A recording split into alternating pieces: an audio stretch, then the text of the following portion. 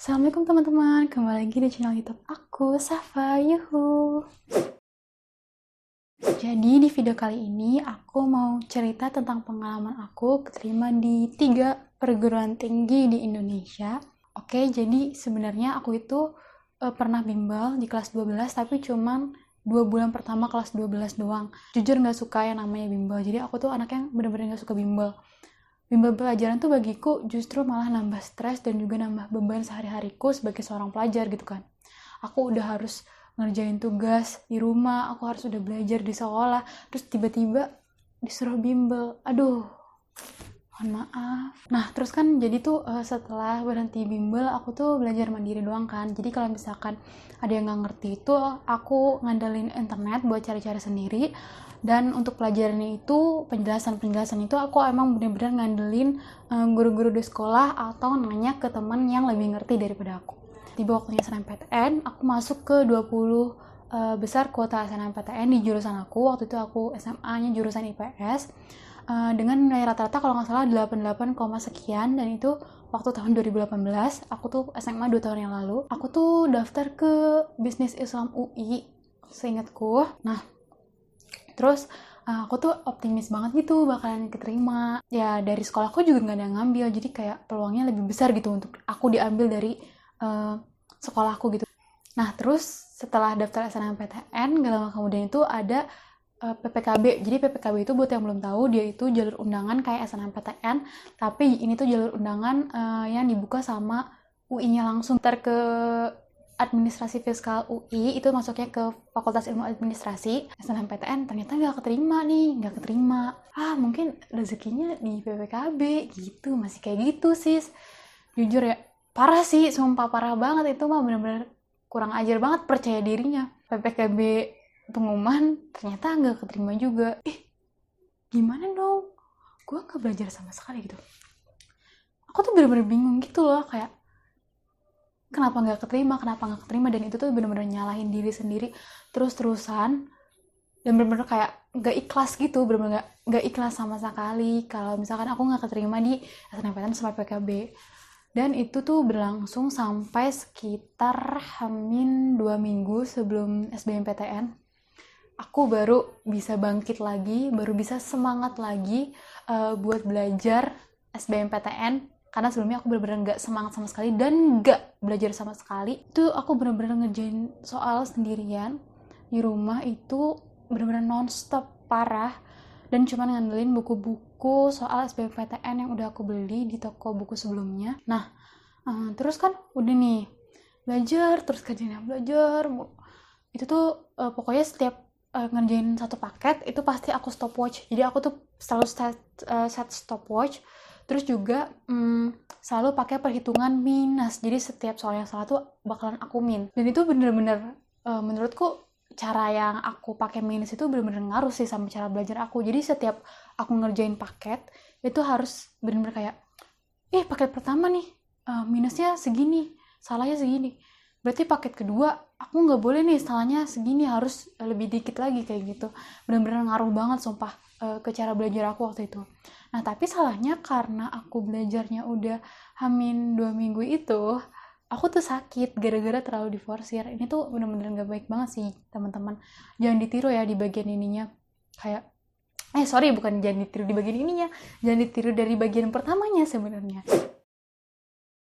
Nah terus selain belajar, aku tuh bener-bener memperkuat doa aku sih, karena aku tahu juga kalau misalkan aku tuh ketinggalan gitu dari teman-teman yang lain. Di saat teman-teman yang lain udah nyampe Jakarta, aku masih nyampe Cibubur gitu kan. Terus jadinya kayak yaudah nih harus dikencengin juga doanya. Aku tuh karena muslim, jadi aku tuh rajin sholat duha setiap hari. Terus juga sholat malam, sholat tahajud. Terus juga ngaji, jangan lupa. Terus aku minta maaf tuh, hamin 1 tuh aku minta maaf sama guru-guru aku, terus juga orang tua terutama, sepupu-sepupu aku, terus teman-teman deket aku. Pokoknya tuh bener-bener deh, aku tuh minta maaf ke semua orang yang menurutku tuh aku pernah punya salah dan aku masih inget salahku apa. Terus juga selain itu aku juga sedekah dan juga mendoakan orang lain. Jadi aku mendoakan teman-temanku supaya teman-temanku keterima, karena doa yang baik itu akan kembali ke kita juga yang baik-baik. Nah terus di hari SBMPTN tuh aku bener-bener parah sih, aku sakit itu paginya, aku tuh mual-mual, terus juga pusing, entah karena nervous juga mungkin. Terus juga pas H-1 tuh aku belajar dari pokoknya bener-bener dari paginya itu sampai ke pagi lagi. Jadi aku tuh baru tidur tuh sekitar jam 2 pagi seingatku. Gara-gara apa? Gara-gara ngafalin buku ini. Bukan ngafalin sih, aku baca-baca sejarah dunia di sini, terus juga sejarah Indonesia. Karena menurutku sejarah itu benar-benar bagian di SBMPTN yang tricky sih, karena nggak tahu gitu bakal keluarnya yang mana. Terus juga sejarah itu kan panjang banget nggak sih, kita aja belajar sejarah dari SD sampai SMA tuh diulang-ulang terus, dan itu tuh belum tentu masuk ke otak gitu kan, benar-benar luas banget, apalagi ditambah sama sejarah dunia gitu kan. Jadi aku tuh benar-benar H-1 tuh baca buku kuning tuh, baca sejarahnya sampai pagi. Parah sih itu salah banget dan ditiru ya teman-teman. Terus aku siap-siap nih minta doa sama mama, terus aku pergi nyampe tempat ujian, ketemu teman-teman, terus masuk ruang ujian, dan ini parah banget. Wow, ini pertama kalinya menurutku ujian yang paling menakutkan di hidupku. Kenapa? Gara-gara dari pas masuk ke ruangan itu benar-benar ngeblank.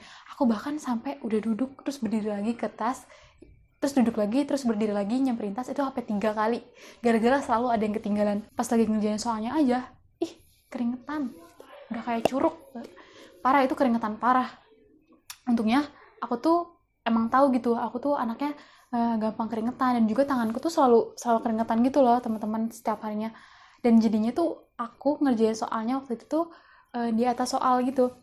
Jadi si kertas jawabannya ini, terus si tangan aku yang kanan ini yang mau nulis jawaban itu aku tempelin di kertas soal.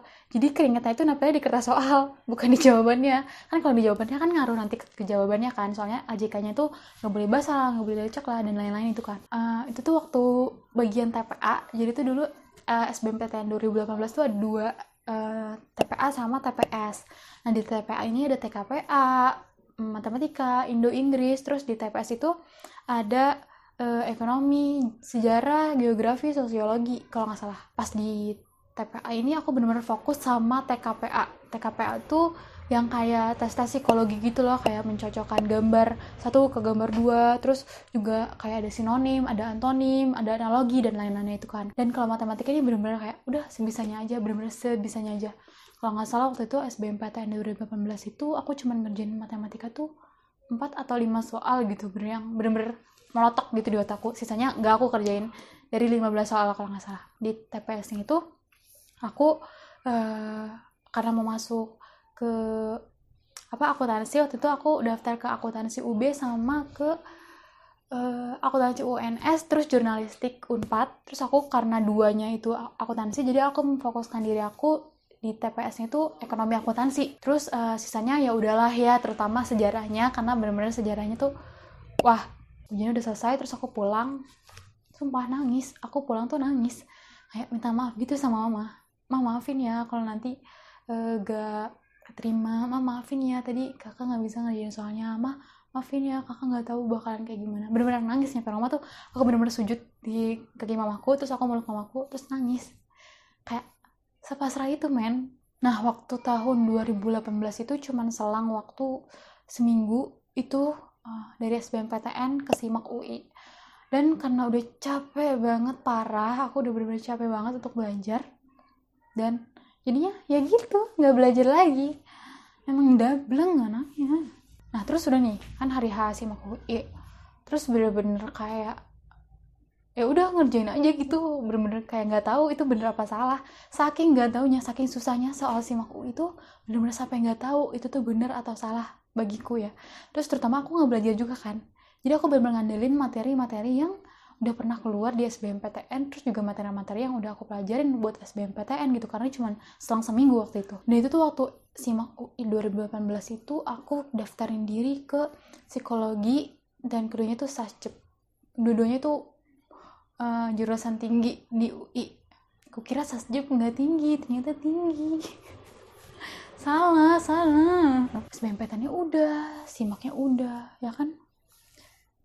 Pengumumannya belum, masih deg-degan. Terus kayak udah pasrah banget, kayak bener, ya Allah semoga aku keterima, tapi kalau nggak keterima ya udah nggak apa-apa, mungkin itu emang udah jalannya. Udah ikhlas banget men. Terus pas pengumumannya benar lupa tanggal berapa. Dan itu aku inget gara-gara buka line. Pas paginya itu aku masih inget banget, di kasur itu aku buka laptop, terus aku nangis-nangis, terus aku searching PTS yang ada di sekitaran Jabodetabek, ketiduran sampai sore.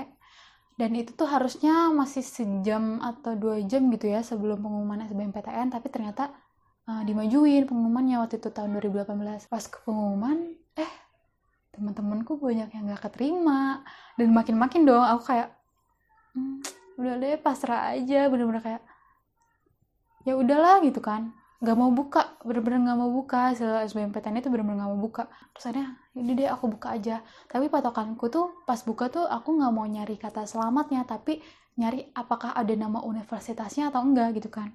Terus pas aku buka, aku lihat ada nama universitasnya, terima ternyata di pilihan pertama, yaitu akuntansi Universitas Brawijaya saat itu. Terus langsung lari nih ke mama, ngasih tahu kan, tapi bener-bener nggak punya perasaan apa-apa, karena mungkin udah seikhlas itu, waktu itu udah sepasrah itu gitu kan. Terus pas lari ke mama tuh langsung senang banget, langsung nangis parah tuh, kayak nangis bahagia. Terus kayak wah, mama senang itu ternyata gitu. 1 tahun kemudian, pertanyaan aku waktu aku keterima di UB terjawab ternyata. Gak survive aku berhenti kuliah waktu itu di UB. Terus tiba-tiba udah hari UTBK aja nih gitu kan. Padahal tesnya tuh jam 7, aku tuh udah berangkat jam 5:30 pagi. Udah berangkat jam 5:30 pagi ke lokasi. Terus pas UTBK, capek banget itu, mata bener-bener capek banget. Parah. 3 jam tanpa istirahat kan kalau nggak salah. Padahal waktu di SBMPTN 2018 itu, dia tuh pakai paper, tapi ada istirahatnya, jadi kayak TPA terus istirahat terus TPS. Apalagi setiap materinya itu, setiap jenis mata yang diujian atau mata pelajaran yang diujiankan itu didurasiin kan, jadi benar-benar kayak dipaksa banget untuk ngerjain, padahal kita belum tentu capable di dalam bidang tersebut gitu kan. Udah kan selesai nih ujiannya, pulang terus kayak udahlah gitu. Kayaknya nilainya jelek nih, udah mikir kayak gitu, karena emang bener-bener belajarnya juga bener-bener seadanya banget, udah malas banget karena banyak soal yang bocor kan. Kayak kalian tau lah yang udah pernah UTBK 2019, itu banyak banget soal yang bocor di medsos manapun, itu banyak banget, parah. Apalagi aku tuh cuman ikut gelombang kedua dan hari terakhir, aku tuh gak ikut gelombang pertamanya karena emang gak keburu waktu itu. Aku waktu gelombang pertama selesai itu aku masih UTS di UB. Udahlah, orang-orang juga bakalan dapat nilainya lebih bagus, mau itu emang dapatnya karena jujur, kayak mau karena curang, kayak udahlah nih aku mau dapet jelek nih, aku udah mikir kayak gitu kan. Pas hasil UTBK keluar, beneran taunya cuma 550, itu gak muat sih buat masuk UI kan. Terus tapi kayak aku nyobain aja ya, barangkali emang rezeki, apa boleh buat kalau rezeki gitu kan. Pilihan pertama itu antropologi UI, pilihan kedua itu arkeologi UI. Terus karena gak keterima, ya udah jadi fokus lagi nih mau belajar simak. Tapi karena satu dan lain hal, waktu itu aku baru bisa fokus belajar simak tuh hamin 2 minggu lagi kayak SBMPTN 2018. Tapi bener-bener jor-joran kayak waktu SBMPTN 2018, walaupun mengulangi kesalahan yang sama, tapi kali ini Safa nggak sakit. Nah, terus kan aku udah belajar soal-soal simak tahun lalu, tahun 2018-nya. Terus juga aku belajar soal-soal simak tahun sebelumnya. Terus aku belajar bener-bener khusus soal-soal simak gitu, ada bukunya khusus soal-soal simak, aku belajar di situ. Bener-bener aku pelajarin setiap soalnya. Dan di Hamin 1 itu aku udah berhenti belajar karena tidak ingin mengulangi kesalahan yang sama di tahun sebelumnya. Aku berhenti belajar supaya gak stres dan lebih fresh nanti otakku di hari H. Dan di Hamin 1 itu aku fokus untuk belajar tentang esai. Jadi aku itu belajar tentang grafologi atau ilmu menulis. Aku belajar kayak nulis rapi dan lain-lainnya. Terus hari H datang ke tempat ujian, terus ketemu adik kelas, ada yang kenal, kok lo tes lagi sih teh gitu kan. Kayak aku cuma senyum-senyum aja gitu. Jujur parah ini mah, soal simak 2019 itu lebih gampang daripada soal simak 2018. Teman-temanku yang udah nyobain simak 2018 terus nyobain simak 2019 ngomong hal yang sama kayak aku. Soal esainya itu aku lupa ada ketentuan maksimalnya apa gimana, tapi itu si kertas esainya itu terpisah dari soal ujian utamanya, Dia itu satu lembar A4 atau HVS gitu, tapi dia udah ada garis-garisnya, jadi kalian bisa nulis di garis-garisnya gitu, nggak polosan. Terus juga soalnya tuh aku lupa ada 1 atau 2 soal, tapi kalian tuh harus bisa jawab soal itu tuh pakai sudut pandang 9 pilar UI. Nah nanti tuh disebutin lah pokoknya pilarnya tuh apa, kayak gitu kan. Terus di Simak ini kan aku daftar ke 3 jurusan. Yang pertama tuh Krim UI, terus yang kedua itu kasus UI, yang ketiga itu antropologi UI, dan tiga-tiganya ini masuk ke Fakultas Ilmu Sosial dan Ilmu Politik Universitas Indonesia. Aku daftar juga ke D3 IPB atau Sekolah Vokasi Institut Pertanian Bogor. Aku ngambil ke akuntansi, D3 akuntansi, satu lagi tuh D3 apa ya, pokoknya ada gizi-gizinya gitu deh pokoknya. Nah, si vokasi IPB ini pakai sistem komputer, terus juga durasi waktu itu pakai juga kayak sistem UTBK, tapi mereka ada TKPA-nya, bedanya cuma di situ doang. Soal-soalnya tuh emang dirasa lebih mudah daripada soal SIMAK dan juga soal UTBK. Tapi sayangnya hasil akhir atau pengumuman vokasi IPB ini lebih dulu daripada pengumuman SIMAK UI kan. Terus ternyata pas pengumuman vokasi aku keterima masuk ke D3 akuntansi vokasi IPB. Udah mulai kumpul-kumpul ospek tuh di parkiran vokasi, terus juga udah dikasih tahu gitu peraturan ospeknya nanti pas hari hanya. Terus juga udah hafalin yel-yel segala macem dah. Ternyata sebelum ospek dan sebelum daftar ulang, kalau nggak salah cuman selang beberapa hari gitu ya sebelum daftar ulang dan ospek, pengumuman UI keluar, SIMAK UI. Deg-degan dong, kayak aduh keterima nggak ya? Yaudah deh, kalau misalkan UI-nya keterima, ayo diambil UI, tapi kalau misalkan nggak keterima juga ya udah diambil IPB aja, emang ada hikmahnya gitu kan, IPB lebih deket dari rumah aku, sedangkan UI kan harus naik KRL dulu. Pas pengumumannya keluar, UI-nya keterima gitu sih. Nah waktu itu aku tuh udah kesel banget sama UI, sekesel itu, kesel banget, parah. Jadinya setelah nggak terima SNMPTN sama PPKB, aku tuh udah gak mau daftar UI lagi. Terus sebenarnya juga aku di tahun 2018 itu daftar UTUL UGM, udah sempet OTW Jogja tuh udah OTW, udah nyampe Jogja, tapi nggak jadi tes. SIMAK UI-nya itu nggak keterima, jadi pengumuman SIMAK UI itu pas banget aku di kereta OTW Jogja, itu tuh pengumuman SIMAK UI 2018, dan itu nggak keterima. Oke, terima kasih ya teman-teman udah nonton video pengalaman aku keterima di 3 perguruan tinggi di Indonesia tanpa bimbel. Nah, silahkan yang baik-baiknya diikuti, tapi yang tidak baiknya menurut kalian jangan diikuti, tolong. Aku bukan bermaksud untuk menghasut kalian supaya gak belajar kayak aku dan juga belajarnya mendadak kayak aku. Enggak, bukan seperti itu, tapi ini untuk pengalaman juga bagi kalian, untuk pembelajaran bahwa kalau misalkan kayak gini efeknya kayak gini loh, kalau misalkan kayak gitu efeknya kayak gitu loh, kayak gitu. Nah terus bagi kalian yang mau tahu kenapa aku pindah kuliah dari UB ke UI, bisa banget tulis di kolom komentar, atau kalian mungkin mau diceritain nih gimana pengalaman perbedaan kuliah di UB dan juga UI, kalian juga bisa banget tulis di kolom komentar kalau kalian mau ngedengerin tentang pengalaman tersebut. Sampai sini dulu ya, terima kasih semuanya, see you next time, wassalamualaikum.